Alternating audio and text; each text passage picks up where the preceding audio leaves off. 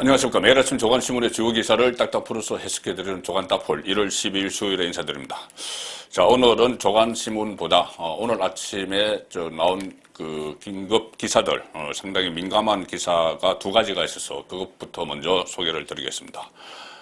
이재명 민주당 대선 후보 변호사비 대납 의혹 여러 갈래로 지금 막 제기가 됐었죠. 그 중에 하나가 2018년 이재명 후보 그 공직선거법 위반 사건 맡았던 이모 변호사가 있었습니다. 이 변호사가 그 수임료 명목으로 현금 3억 원과 주식 20억 원어치를 받았다. 이 그 논란이 한번 있었죠. 그때 그 관련된 녹취록을 시민단체에 제보한 인물이 있습니다. 그래서 그 시민단체는 그 녹취록을 근거로 해서 그때 이재명 후보를 허위사실 공포 혐의로 검찰에 고발을 했죠. 왜 그러냐면 이재명 후보가 본인의 변호사비는 총 3억 원이 들어갔다 이렇게 이야기를 했기 때문에 주식 20억 원까지 하면은 그것만 해도 23억 원이죠. 근데 다른 변호사들도 많이 있기 때문에 자 그래서 허위 대납 변호사비 대납 의혹이 불거졌었는데 그때 관련 녹취록 23억 원 녹취록을 시민단체에 제보를 했던 이모 씨가 있는데 그 사람이 어젯밤에 숨진 채 또 발견이 됐다고 합니다.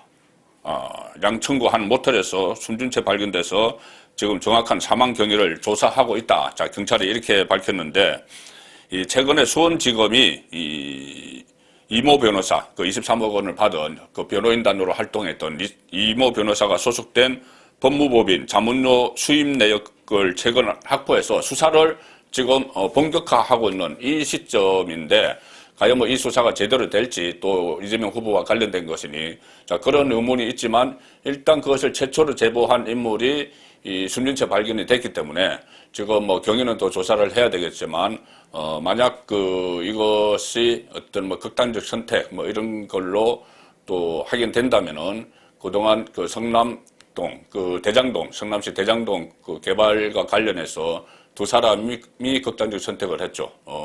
유한기 김문기 이렇게 두 사람이 극단적 선택을 했는데 또 다른 희생자가 나왔을 가능성 그렇다면은 상당히 큰 파장이 또 우려되는 그런 기사가 오늘 아침에 속보로 나왔습니다.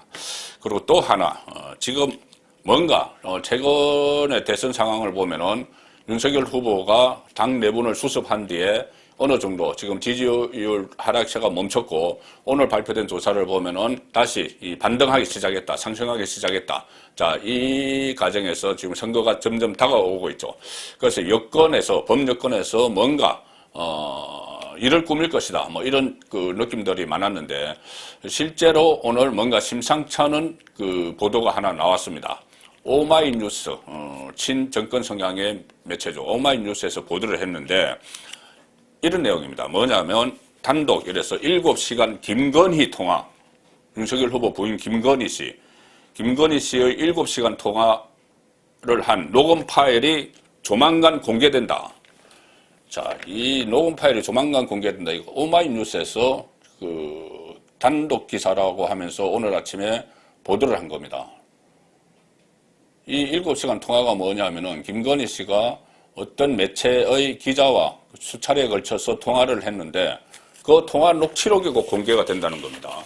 이게 도대체 무슨 의미를 가지고 있는지 어느 정도 짐작은 되지만 자, 이 기사 내용은 일단 이겁니다. 지난해 6개월 동안 한 기자와 통화를 했는데 여기는 본인 의혹, 그 김건희 씨 의혹뿐 아니라 조국 수사 등에 관한 내용도 다 담겨 있다. 한 매체 기자가 지난해 6개월 동안 이 김건희 씨와 통화한 내용이 조만간 공개가 된다. 오마이뉴스 취재에 따르면 A 매체의 B 기자 이렇게 이야기했습니다. 6개월 동안 20여 차례에 걸쳐서 김건희 씨와 전화통화를 했고 전체 분량이 7시간. 그런데 이것이 고스란히 이 기자의 스마트폰에 녹음됐다. 그 음성 파일이 조만간 공개될 예정이다. 자, 과연 대선 후보의 부인과 통화를 한 내용을 왜 공개를 하는지 7시간 김건희 통화 내용에는 이런 내용들이 들어있다고 합니다. 문재인 정부를 비판을 하고 조국 전 법무부 장관 검찰 수사 내용, 또 정대택 씨 국정감사 정인 불출석 등 이 정치적으로 민감한 내용이 포함된 것으로 보인다. 정대택은 그러니까 윤석열 후보의 장모 김건희 씨의 모친과 오랫동안 소송을 벌여왔던 인물이죠. 그리고 자신과의 동거설이 나돌았던 양재택 전 서울남부지검 차장검사, 뭐 실명까지 다 거론을 합니다. 조남욱 옛 삼부토건 회장이 소개한 무정선임, 줄리 의혹을 실명 증언한 안혜욱 전 대한초등학교 태권도연맹 회장 등에 관한 내용도 등장하는 것으로 알려졌다. 뭔가 지금 일이 꾸며지고 있는 것 같은데, 자, 이 파일이 공개될 경우 상당한 파장이 예상된다. 현재 김건희 씨는 7시간 통화 녹음과 관련된 취재가 진행되고 있다는 사실을 알고 있다. 이것이 공개될 경우 윤석열 후보의 선거에 치명적인 영향을 미친다고 보고 이에 대비하고 있는 것으로 알려졌다. 자, 이 기사를 쓴 이 기자가 구영식 기자입니다. 그런데 이 기자가 지금까지 이 김건희 씨와 관련된 내용들을 많이 썼죠. 그때 내가 줄리가 아니란 것을 증명하겠다. 본인이 김건희 씨와 전화 통화를 해서 다 취재한 내용을 다 썼습니다. 그리고 줄리 이야기도 썼고 김건희 씨로부터 직접 들은, 그 다음에 김건희 씨가 언제 등판해야 할지 알려달라, 자신 있으니까, 이런 기사도 그때 오마이뉴스에서 다 나왔었죠. 이것을 쓴 기자입니다. 그리고 김건희 줄리 실명 적은 등장 이래가지고 그때 안혜옥 초등학교 태권도연맹 회장이라는 사람이 97년도에 김건희 씨를 봤다. 줄리라는 김건희 씨를 봤다. 이런 이야기까지 한 그 기사를 쓴 기자가 지금 이 기사를 쓴 겁니다. 구영식 기자가. 그러면서, A 매체의 B 기자. 이랬으니까 본인 이야기는 아니겠죠. 자, 그렇다면은 그동안 김건희 씨와 인터뷰를 직접 한, 매체는 어딘가? 이 오마이뉴스 외에 두 군데가 더 있었죠. 하나는 처음에 인터뷰한 뉴스버스라는 인터넷 매체. 거기서, 김건희 씨가 나는 줄리가 아니다. 줄리할 시간도 없었다. 공부하느라고 바빴다. 직장 다니느라고 바빴다. 이런 이야기를 한 그 뉴스버스. 거기서 한 6월 달에 한 번 했고, 12월에 오마이뉴스, YTN 차례로 전화 인터뷰를 한 내용이 보도가 됐습니다. 오마이뉴스는 구영식 기자가 했고, YTN에서는 그때 김건희 씨의 경력 과장 의혹을 보도를 하고 거기에 대한 해명을 듣는다고, 이렇게 김건희 씨와 인터뷰를 했었죠. 자, 그러면 6개월 동안 20여 차례에 걸쳐서 김건희 씨와 전화통화를 했다. 전체 분량은 7시간에 이른다. 그런데 세 군데서 김건희 씨와 통화를 한 게 보도가 됐는데 오마이뉴스와 YTN은 12월에 보도를 했습니다. 그러면은 6월에 보도를 한 뉴스버스 쪽 기자일 가능성이 높죠. 6개월 동안 했다고 했으니. 아니면은 혹시 아주 보도하지 않은 매체의 기자가 6개월 동안 이렇게 통화를 했을 수도 있습니다. 자, 그래서 그것은 조만간 밝혀지겠지만, 어쨌든 이 김건희 씨는 상당히 열정이 넘치는 스타일이죠. 그리고 말을 막 거침없이 하는 스타일입니다. 그래서 최근에 공개된 몇 가지 파일을 보면은 녹취 파일을 보면은 상당히 속에 있는 말을 막 쏟아내는 그런 스타일입니다. 그래서 7시간 동안 통화를 했으면은 뭔가 거기서 또 어떤 허점을 잡힐 만한 그런 발언도 나왔을 가능성이 높죠.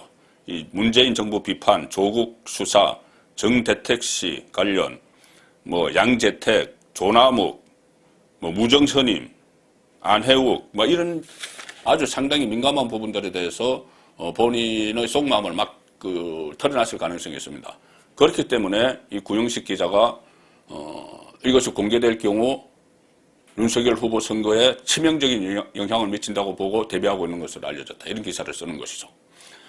자, 그동안 여권 주변에서는 김건희 씨가 윤석열 후보의 허술한 부분이라고 판단을 해서 계속 김건희 씨를 공격을 했죠.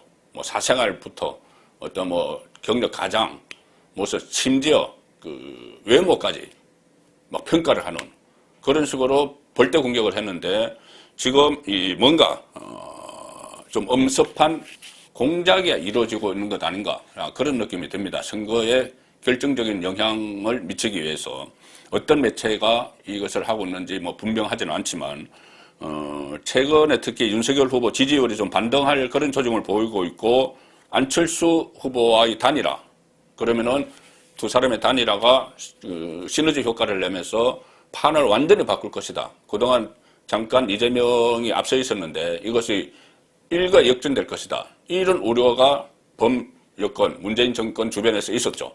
자, 그것을 또다시 상황을 바꾸기 위해서 또 뭔가 이렇게 정치 공작 같은 뭐 이런 것이 이루어지고 있지 않나. 자, 그런 느낌이 듭니다. 자, 전세 반전을 위한 시도, 김건희 씨를 고리로 하는 자, 그런 일이 조만간 벌어질 가능성이 있습니다. 이 오마이뉴스 이 단독 보도 내용대로 하면 그렇습니다. 과연 이것이 정말 어떤 실체가 있는 것인지 아니면은 그냥 한번 내질러 보는 것인지 그것은 조금 더 지켜봐야 될 그런 상황입니다. 자, 이 상황에서 윤석열 후보 지지율 지금 하락세에 멈췄습니다. 멈췄고 좀 반등을 시작했는데 특이한 점은 지금 윤석열 후보의 지지율 하락 때문에 안철수의 지지율이 올라갔다. 그런 분석이 많았는데 지금 윤석열 후보의 지지율이 다시 올라가고 있는데 안철수 후보의 지지율은 그다지 빠지지 않습니다. 그렇다면은 안철수 후보가 일정 부분 부동층표를 흡수를 해서 독자적인 지지세를 갖고 있다는 이야기죠. 자, 그렇게 되면은 이 양쪽이 다 올라가고 특히 윤석열 후보가 올라가고 안철수 후보도 어느 정도 단일화해서 승산이 조금이라도 있다고 판단될 때까지 올라가면 후보 단일화가 이루어지는 겁니다. 자, 그런데 그렇지 않고 지금 안철수 후보가 지금처럼 10%에서 15% 사이, 한 15% 사이에 머물고 있으면은 단일화가 이루어지지 않을 수도 있습니다. 왜 그러냐면은 그때 되면은 예를 들어서 윤석열 한 40%까지 갔는데 15%와 여론조사를 통한 단일화를 해도 아무리 거기서 뭐 역선택이 있든지 뭐 그렇게 하지만은 그럴 가능성도 있지만 안철수가 단일 후보가 될 가능성이 낮기 때문에 그렇지 않고 완주를 할 가능성이 있죠. 그 10% 득표를 하면은 선거 비용의 절반, 15% 득표하면은 전액을 보전을 받기 때문에 그 보전을 받아서 바로 이어지는 지방선거에 국민의당 차원에서 대비를 할 수가 있습니다. 자, 그런 상황에서 일단 가장 이 정권 교체에 유리한 것은 뭐 제일 가장 큰 것은 뭐 윤석열 후보가 압도적으로 치고 올라가는 게 최고죠. 그런데 그렇지 않고 안철수가 같이 따라와서 이 양쪽이 분열될 가능성, 그러니까 반문재인 정서표가 분열될 가능성이 있을 때는 단일화를 해야지 승산이 생기는 것이죠. 자, 오늘도 오늘 아침에 두 개의 여론조사가 발표가 됐습니다. YTN이 리얼미터에 의뢰해서, 조사를 한 거, 지지율 조사. 이것은 10일과 11일 이틀 사이에 했습니다. 그러니 6일에, 지난 6일에 이준석과 화해를 했기 때문에 그 효과가, 그러니까 내분을 수습한 효과가 좀 많이 반영이 된 그 여론조사 결과죠. 여기 보면 윤석열이 39.2%, 이재명이 36.9%. 자, 2.3%포인트 차이로 오차범위 안에 있습니다. 그런데 어쨌든 윤석열이 2.3%포인트 더 수치가 높은 것이죠. 안철수는 여기서 12.2%. 지금 계속 10% 전반대를 계속 기록하고 있습니다. 오늘 또 하나는 쿠키뉴스가 한길 리서치에 의뢰를 한 결과인데 윤석열이 38.0, 이재명이 35.3, 또 윤석열이 또 앞섰습니다. 윤석열이 이렇게 앞서는 그 여론조사가 뭐 오차범위 안에 있지만은, 오차범위 안에 있으면 사실상 앞선다, 뒤진다 이렇게 표현을 하지 못하도록 기자협회는 보도 준칙을 정하고 있습니다. 그렇지만, 이해가 쉽죠. 이렇게 제가 말씀드리면 이해가 쉽기 때문에, 윤석열이 38.0, 이재명이 35.3, 윤석열이 앞서고 있다. 자, 그리고 안철수는 11.0, 여기서는 11.0% 기록했습니다. 자, 지금 이것은 일단 윤석열 후보가 내분 사태를 정리한 그 효과가 크다고 보이는데 또 하나가 있습니다. 최근 들어서 윤석열 후보가 정책 발표를 많이 하죠. 디테일한 정책 발표를 많이 합니다. 자, 오늘 이재명 후보도 어제 뭐 정책 발표를 가졌고 윤석열 후보도 정책 발표회를 신년 회견을 겸해서 가졌습니다.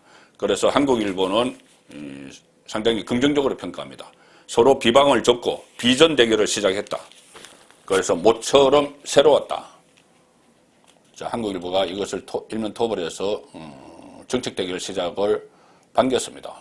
그동안 그 네거티브에 주로 이재명 후보 쪽에서 네거티브에 몰두를 했죠. 지금 또 마지막 그 아주 결정적인 네거티브를 준비하고 있는 것 아닌가, 김건희 씨 관련. 자, 그런 예상도 들고 있습니다. 이재명은 신경제 비전을 선포를 했는데 기술 산업 대전환, 세계 5강 경제대국 막 이런 이야기를 했습니다. 555 뭐 이런 것도 했는데 너무 좀 이것은 추상적이죠. 현실성이 뭐 없습니다. 딱 와닿지 않습니다. 그런데 윤석열의 이 공약들은 상당히 생활 밀착형이다 이렇게 평가를 할 수가 있습니다. 소상공인 임대료 정부가 공동 부담하겠다. 그리고 출산을 하면은 부모의 1년간 1,200만 원을 지원하겠다. 이런 것은 상당히 생활 밀착형이고 또 지금 오늘 내일 또 경기도 이쪽을 방문해서 직접 주민들이 체감할 수 있는 그런 공약들을 발표를 할 예정이라고 합니다. 그러면은 그런 나에게 직접 와닿는 그런 공약들을 계속 제시를 하면은 이 지지율이 안 올라갈 수가 없는 것이죠. 자, 그렇게 되면은 또 다시 말씀드리면 안철수와의 단일화가 성사가 될지가 지금 최대 관심인데 단일화 문제를 놓고는 뭐 여러 가지 분석들이 나옵니다. 오늘도 각 언론에서 다 분석을 했는데 중앙일보를 하나 소개해드리면은 지금 현재로서는 단일화가 동상이몽이다. 안철수 쪽은 완주한다고 하고 윤석열 쪽에서는 그 별 효과 없다. 그것은 이준석 이야기입니다. 그리고 여권에서는 안 될 거다. 이렇게 좀 초를 치는. 되면은 큰일 나니까. 자, 그런 지금 현재 분위기입니다. 단일화와 관련된 이 3자의 입장이죠. 직접 당사자 둘, 그리고 거기에 대해서 상당히 민감하게 쳐다보고 있는 여권.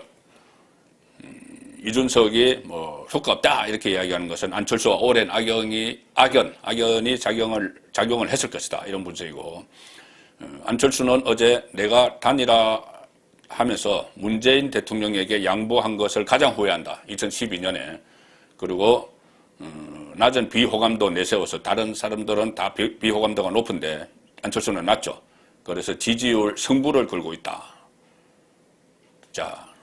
이런 상황입니다. 그래도 서울신문은 일면 사이드톱에서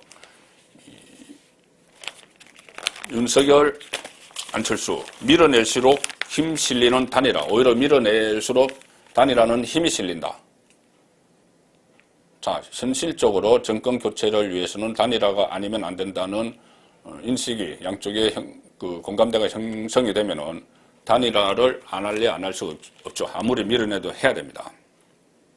국민의힘 일부 의원들 사이에서 특히 이런 이야기가 나오는데 익명을 요구한 한 국민의힘 의원은 이렇게 이야기합니다. 이것은 저와 생각이 똑같습니다. 그래서 소개를 드립니다. 만약 단일화를 해야만 이길 수 있는 상황이 된다면 단일화를 할 수밖에 없을 것이다. 정권 교체를 위해서라면 모든 가능성을 열어둬야 한다. 이런 요구에 이 국민적 요구에 그 부합하지 따르지 않을 수가 없겠죠. 따르지 않을 수가 없는 그런 상황이 올 수가 있습니다. 자, 이준석이 조금 전에 제가 말씀드린 대로 또 뭐 단일화에 반대하는 이런 입장, 또 안철수의 악연 이런 것도 작용을 하고 있는데 이준석 그 대표에 대해서는 제가 가급적 발언을 조금 좀 자제를 하려고 합니다. 또 지금도 라디오나 SNS를 통해서 계속 내부 총질만 하고 있고 어떻게 내부 총질 당대표가 야당 대표가 여당 공격은 하지 않고 야당 안의 일만 계속 미주알 고주알 이야기하는 이런 행태를 보이고 있지만 그래도 지금 다시 이 당 내분이 일어나면은 상당히 국민의힘이 어려워지기 때문에 일단은 그 지켜보는 그런 입장이라는 말씀을 드리겠습니다. 지금 어제 제가 소개를 드렸죠. 신세계 정용진 부회장 발 멸공 논쟁이 오늘도 이어지고 있습니다. 한겨레 신문 기사를 보시면은 어제 이 윤석열 후보가 북한 선제 타격 이야기를 했습니다. 이것을 멸공과 연결시켜서 보도를 합니다. 한겨레 보도입니다. 친정권 성향이죠. 그러니 정의당은 안보가 전쟁놀이냐 이렇게 이야기를 했다. 이것은 제목을 뽑았습니다. 안보가 전쟁놀이냐. 전쟁놀이 하자는 게 아니죠. 자, 이런 이야기입니다. 뭐냐 하면은 어제 윤석열 후보가 신년 회견을 했죠. 새해 기자회견에서 한 외신 기자가 이렇게 물었습니다. 외신 기자가 북한이 미사일을 쐈고 위협이 계속되는데 방지할 계획이 있느냐 이렇게 물었습니다. 자, 그래서 여기에 대한 윤석열 후보의 답변은 이겁니다. 북한으로부터 마하 5 이상의 미사일이 발射되면 핵을 탑재했다고 하면 수도권에 도달해서 대량 살상을 하는데 걸리는 시간은 1분 이내다. 요격이 사실상 불가능하다. 쏘고 나서는 요격이 불가능하다는 것이죠. 그러면 어떻게 해야 되느냐. 조짐이 보일 때 삼축 체제의 가장 앞에 있는 킬체인이라는 선제 타격밖에 막을 수 있는 방법이 지금 없다. 맞는 말이죠. 1분 내에 수도권을 강탈을 하는데 마하 5 이상의 미사일이면은 그러면은 요격이 불가능하면은 그 조짐이 보일 때 발사 준비를 할 때 선제 타격을 해야죠. 국민의 생명과 안전을 지켜야 하는 대통령 후보로서 당연히 할 수 있는 이야기죠.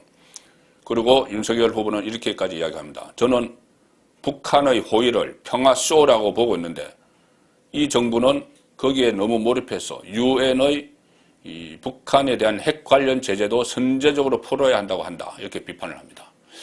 자, 이것을 가지고 북한 선제 타격 이야기를 했다고 민주당은 대놓고 군사행동을 말했다. 정의당은 철부지의 안전을 못 맡긴다. 전문가들은 안보 불안 자극한다. 비판을 했다. 국제법상 침략 행위 논란될 수도 있다. 아니 그러면은 대통령이 자국 국민이 1분 있으면은 엄청난 피해를 당하는 걸 알면서도 그러면은 날 올 때까지 다 포착을 했는데 준비하는 걸 포착을 했는데 날 올 때까지 그냥 가만히 기다립니까? 선제적으로 타격을 해야죠. 자, 공교롭게도 오늘 조선일보 일면 토업입니다. 어제 북한이 아침에 또 미사일을 쐈죠. 그런데 그 미사일이 마하 10짜리입니다. 여기서 마하 5 이상이면 이런 경우가 일어난다고 말씀을 드렸죠. 근데 조선일보 일면 토업 보시면은 북한은 마하 10 미사일 1분이면 서울 하늘 뚫린다. 어제 쏜 게 마하 10이고 또 저거 아침에 보도된 것을 보면은 어제 미사일 발사 현장에 김정은이 2년 만에 또 나타나서 지시를 이렇게 지휘를 하고 했다는 또 보도도 있었습니다. 자, 이런 상황에서 과연 문재인 대통령은 규탄을 하기는커녕 대선 앞두고 북한의 그런 행동을 우려한다. 이런 이야기를 하는 이 상황에서 야당 대선 후보가 멸공 이야기 또 선제 타격 이야기 이런 말을 하는 것은 어떻게 보면은 당연한 발언이다. 그렇게도 볼 수 있는 상황이죠. 1월 12일 보내드린 조간 딱풀이었습니다.